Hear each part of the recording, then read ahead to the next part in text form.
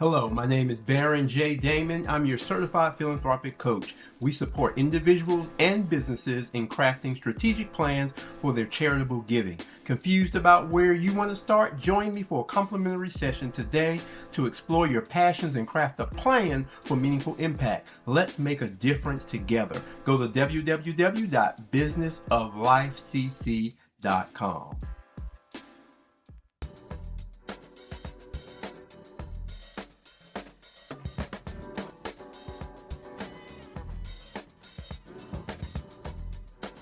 Welcome back to Questions You Didn't Ask. I'm Niasha Fray, and this is episode 2 of No Health, No Wealth. We're continuing our conversation with Dr. Keisha Bentley-Edwards and Farad Ali about the ties between economics, justice, and health. Let's get into it. Yeah, and I wanted to speak on that a little bit and pull Farad in some more in terms of the manufactured adversity, because what you just talked about in regard to those 4 grocery stores on one intersection, I have definitely experienced that when I lived in North Raleigh, right? I'm from Raleigh, and North Raleigh has always been considered the more affluent neighborhood or community. And there are several, but it's definitely, has always had that reputation. And it wasn't because I was affluent. I just found a nice apartment in a nice part. So I was kind of, the person that was a little maybe out of place, But so there's the aspect of even city planning in terms of the fact that what I found in Raleigh was that you did have a mixture of rent and property values, right? So you could be a person with a low to moderate middle income and still live in North Raleigh. And so there's some of that mixture.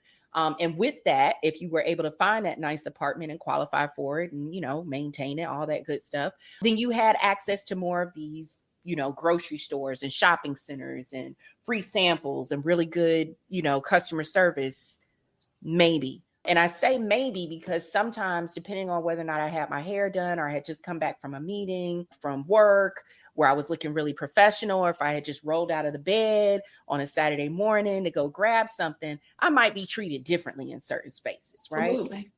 Absolutely. So, and that's a part of no matter how much money you make, how much education you get, you're still Black. Right. And the first thing that people do is they make a judgment about you and how they're going to treat you and what opportunities they're going to present to you based on your physical appearance, not based on your resume. And even then, sometimes they don't care. So what I saw is that, okay, so this is able to happen, right? Where you can have these competing companies providing the same service. Slightly different ways, just slightly different ways in the same area. It's not more populated in North Raleigh, I don't think. Right? No, of course not. You see how much space there is in between houses? No. Right. But I'm just saying, like, in terms of even for those that were like me, I was living in an apartment. You know what I'm saying? So there's apartments, there's houses, there's condos, there's all types of stuff in North Raleigh. They still have these businesses, multiple businesses that offer the same things. They offer groceries, they offer healthy food options, they offer coffee, they offer restaurants, they offer workout, they offer nature trails, they offer all types of things that could help make your life easier as long as you can afford it, right? You're not charged a convenience fee, right? You're not. So they have all these things to make life more convenient. But if you live in the hood, then you are charged, it's a tax, it's a convenient fee that's added. So going to the bodega, going to the mini mart, all those different things, you pay for the convenience. That's the added tax. You pay for the surveillance and the harassment too. So the other part of it is, when they talk about it's not a good investment in the Black and brown community and we're going to lose money and this and that. But on the other hand, at least in Texas, your example, right? They're giving food away. They're giving food away because someone said it wasn't good enough, right? So I'm just trying to figure out, how is that math? And I'm going to throw that to Farad. How does that Wait. work out? Look, and there's my other question. There was a She about to there was interview a you. Yeah. Target and a Walmart that was always empty. Have you ever been into a Walmart where there is never at least 15 people in line in front of And a you? Kmart, That the one last Kmart. yeah, the one last I'm telling you that empty parking lots. Like why? Like you could just dance. You could, you know how you see the TikToks where folks are dancing in Walmarts. Those are the Walmarts they at, because the one that was over That's down in the hood.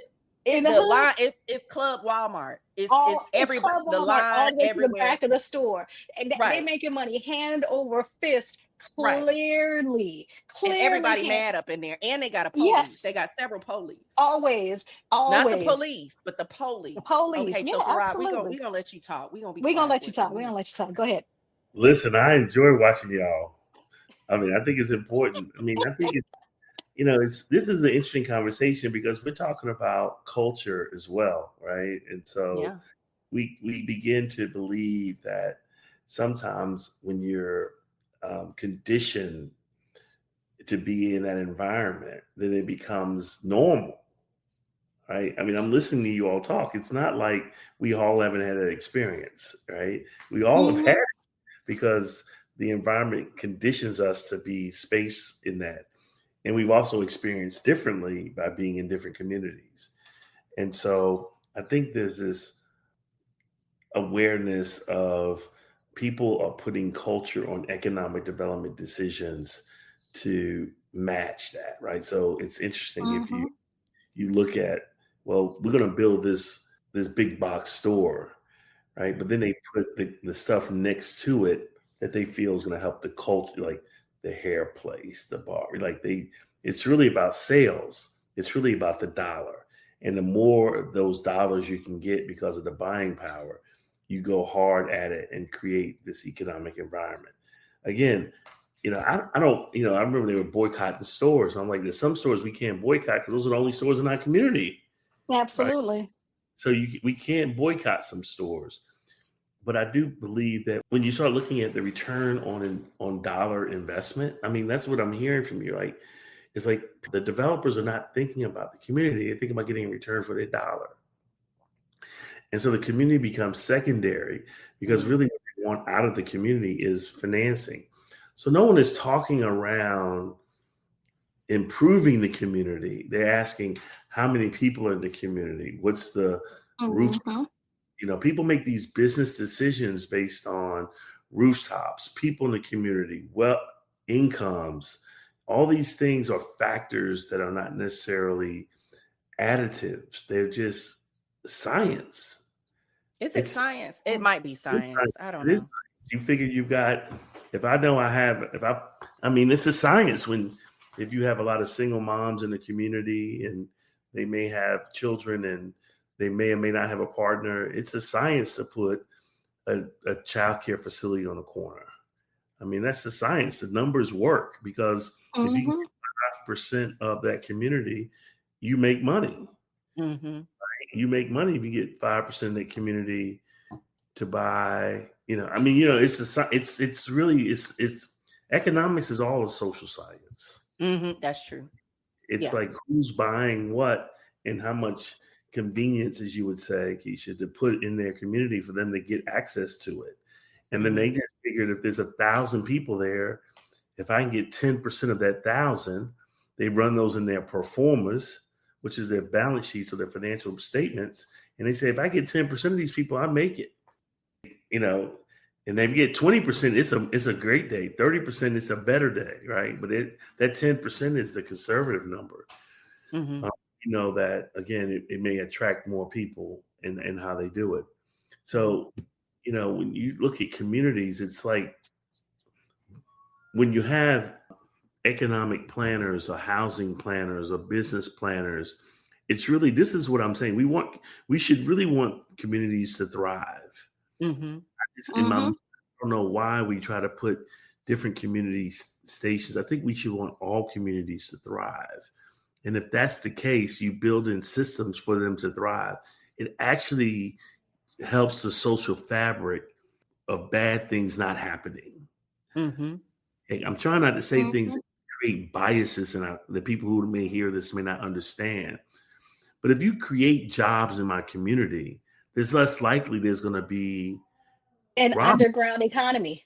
Correct. I mean, I can do this all day, right? If I know how to hire Ray or Jamal, because I know what their tendencies are, their skill sets, because God blessed everybody the same way. And so if you could sell, I'm of the opinion, if you're gifted to rap, and the way they rap these days, because when I grew up, rapping was like hotel, now Yes. girls, then you take her for now. Eminem, Yes, all that stuff. Eminem is like, And he old. right. They rapping at the pace that I can't, like, what did he say? Right? P.D. Pablo and all those guys, right? And I'm still old, showing your age. right? But I say all that. Listen, I know how old you are because I know how old I am. So go ahead. Exactly. I know everybody and everything you just said. Right. Everything you just said is all in my wheelhouse. Yep. Yeah, so you think about that. So if a kid can memorize all that, why can't they be a lawyer? Absolutely. It's the same skill. It's just managing. You can remember code and statutes the same way you can remember rhymes. Oh, you bad, right? So it's helping taking the talents in our community and crafting them. If you can do graffiti, I'm convinced you can be a creative artist in CAD and all these other things. Mm-hmm. If you could, sing, you can do voiceovers in movies and theater. If you can do these things. So I guess what I'm trying to say is when you look at community economic development as assets, not just income, but like, I'm going to help this community be better off by bringing this in. Think about communal stuff. Like, think about if, you make a candle, right? Those candles. I got a couple of candles in my office, right? You think about a candle may cost $5 or $10. To create a candle may cost what? Pennies. It's just wax. But can you imagine teaching your kids how to do that and to hustle that in the community and other communities? You're teaching them entrepreneurial skills. But if you were doing community economic development, you would create a place for people to be entrepreneurial, to build on your community, because it's a social benefit to your business. So if I have a business, McDonald's, Hardee's, Wendy's, or whatever, and I'm putting it in the community, I'm thinking in my mind, I want to build a community center next door that would support entrepreneurship, because that would be my workers, that will be my innovators, that will be my customers. I mean, I go on and on. Shared workspaces. Right. You start thinking like that, you build community. But we have stopped thinking like that community act. We start thinking, I got mine, you got yours. But there's a way to have a collective. Because none of us have enough by ourselves anyway. So the collective allows for us to all thrive in a way that it's not competitive, but it's more community. So, that's kind of how I think through this. It's not always a economic win for people to think like that, but I do think it is a social economic win to do it. If you're enjoying the show as much as we love creating it, consider showing your support by buying us a cup of coffee. Visit buymeacoffee.com/Niasha Fray. That's buymeacoffee.com/Niasha Fray. All one word. Each cup is just $5, and every single one helps us continue to produce, develop, and sustain the high quality content you've come to expect from Questions You Didn't Ask. Thank you for your continued support, and let's keep the conversation going. So I'm going to challenge you on that, and I know that you can meet the challenge, because I just finished a series with Dr. Paul Fleming, and I asked him this question. What you just described in terms of community economic development, the difference between that and what we consider now as economic development, how you talked about translating talents into careers, entrepreneurs, so on and so forth. You talked about social fabric and all this stuff. Is it more cost effective to, and you can talk about short versus long term, to continue on this path of what we could now consider transactional economic development, as it is to shift to a more community economic development where we're having more of a transformational systems change in terms of developing communities? If you could talk about the pros and cons, maybe the cost and benefit, maybe the ROI. And I know I asked like 10 questions. If you can just lean into that a little bit more in terms of, as a business person, as an entrepreneur, as a successful serial entrepreneur, are you missing out on money, or are you playing the long game? How do you see that working out? So I believe that having a balanced approach to helping people be better off pays dividends in the long run. I believe that, like, that's a part of my DNA, right?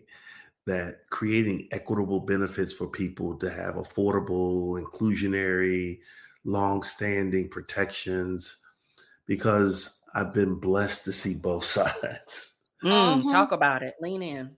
Right. So I know the skill sets that it takes to live in a community, to keep your head on a swivel, to make it paycheck to paycheck, to be able to balance daycare, parents, and everything else that's a part of that process. But I've also seen people not have that, don't have those same skills because they never rode a school bus and they never had to have a latchkey kid because they were dropped off at school. And I've seen them need a computer, not a calculator, a computer, and get it the same day. I've seen people get the resources they need quickly, which may not have taught them the skill sets to be.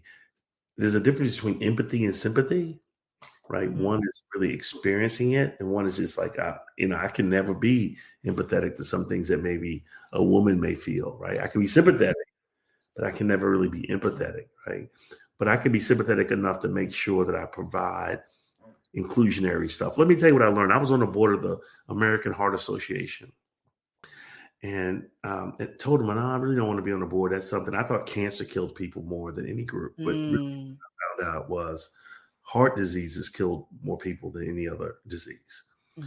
Then I learned heart disease kills more people of color than any other disease. Then I learned heart disease killed more Black women of color, than any other disease, right? So then I started thinking around, and then we created this environment where we had the sororities, the links, the mothers at churches, and we created a social economic group around educating these women around CPR and all these things, because we knew that they were also the backbone to their communities, including Indian women, Hispanic women, Black women, around CPR and all these other things. So then I'm thinking about economic development on this. So if I know, and I'm not saying this is always true, but if I know in a housing community that has 400 homes or 400 apartments, that 300 of them are single women of color or single women with children, right? Single parent women. And I know that heart attacks kill Black women more than that. Why don't we have defibrillators in those communities?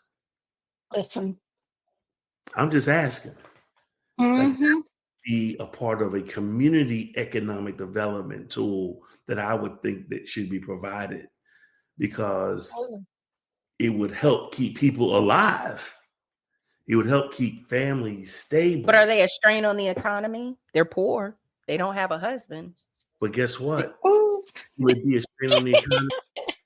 Would it be a strain on the economy if she dies and that child is raised without a mother, and then they have to go into the system and they have to go through the mental health strains of being moved out, and trying to bury a mother and having to go through a system of what could happen. Is that a strain? Mhm.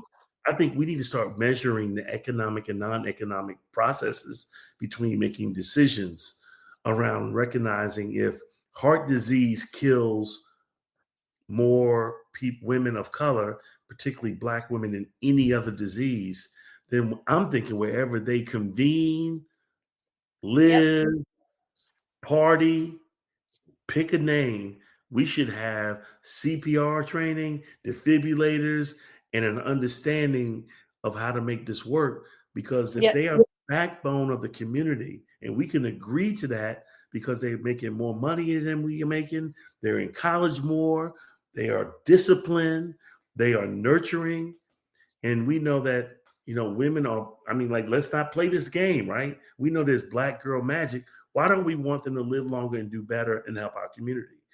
So when I'm thinking about community economic development is what I was saying to you. And you're like, isn't that a cost to have a defibrillator? You're damn right it's a cost. Yes, exactly. Yep. And why With would no I, life That is insurance. expensive. and I was why would, about to say cheaper than the GoFundMe. and then we can teach, but not only that, listen, Keisha, if we do that, then we're training the kids how to do Absolutely. CPR. And we training them how to do Absolutely. which could be, we don't want to talk around that. We just want to put people in boxes in community and say, I did it. That's the transactional part of that bothers me. Because when I go back to that question, so these poor people have, they're sick, but you're not providing a doctor. There's no urgent care downstairs. Mm-hmm. Shouldn't there be rotating doctors? You got 1,000 people in here. Like that kind of mentality of social engineering and community economic development to get to the positive outcomes of a labor force.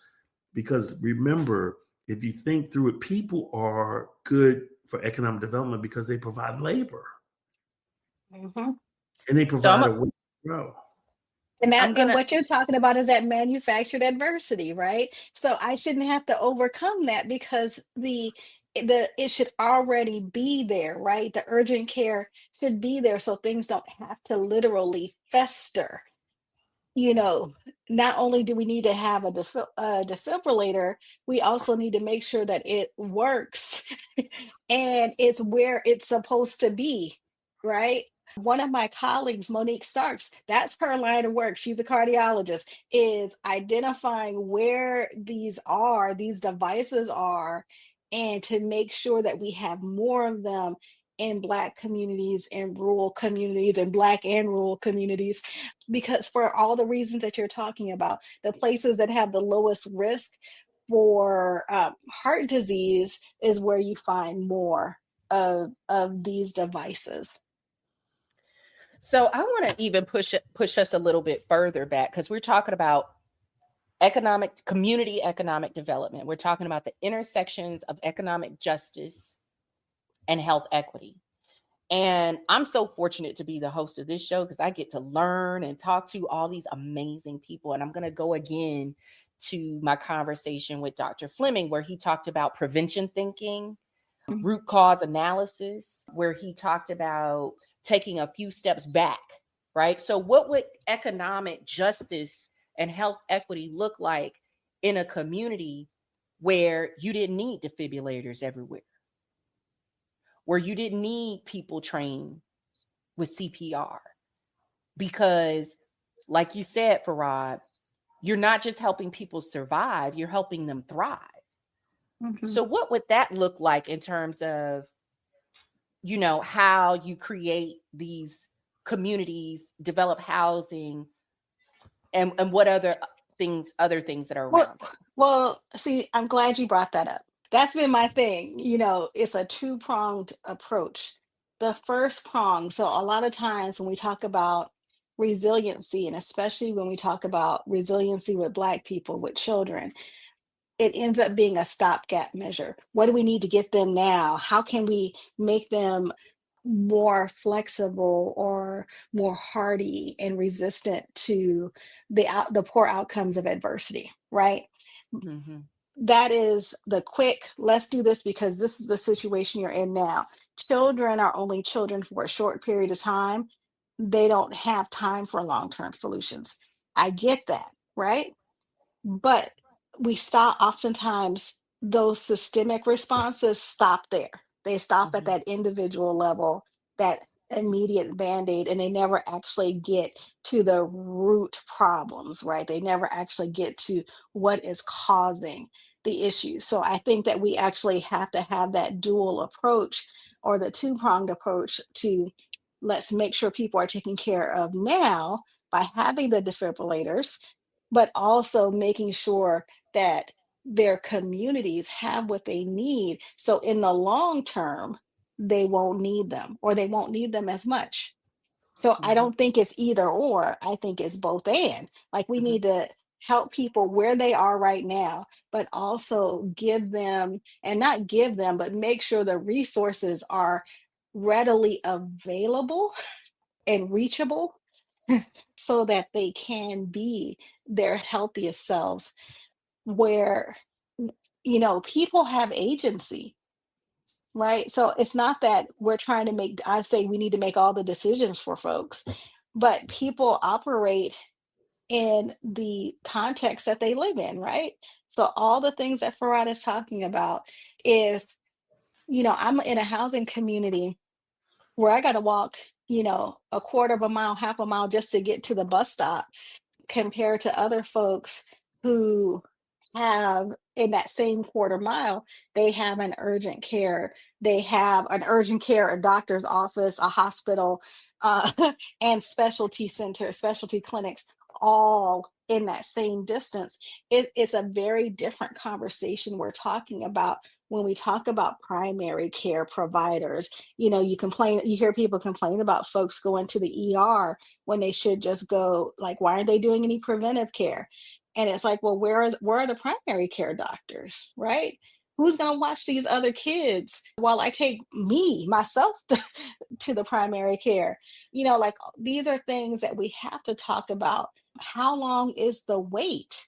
Right. So in order for me to get the test, it's 6 months. And these are some systemic failures that are not being addressed. That is a big issue across the board, but it's even more intense if you live in an area that does not have these things readily available. And we see, there's a lot that is talked about, especially right now with the Medicaid cuts that are happening now, about closing hospitals and clinics in rural communities. But these hospitals and clinics have been getting cut and broken down in predominantly Black communities. You can look at Chicago, you can look at Los Angeles for the last 50 years, 60 years, ever since we had a Medicare. That was when you started seeing the hospitals and clinics in Black communities start getting shut down and getting shuttered. And we're dealing with those consequences. And which is why you have those maternal health deserts, while we talk about food deserts, but we don't talk about the health deserts that are also in urban communities. Yeah, and Keisha, one of the things too that we sometimes take for granted is the exposure of this. Like I didn't know what I mean. I didn't know what defibrillator was Hmm. until I was in my 20s. Right?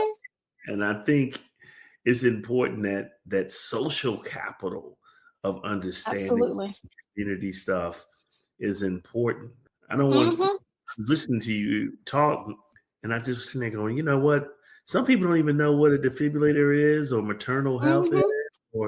and why that's important. So the more we can expose people to this, I think the more we can provide a greater understanding for the next generation. So, because generational wealth is just not about income.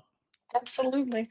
Most It's definitely. social capital, it's economic capital, Mhm. and it's physical capital.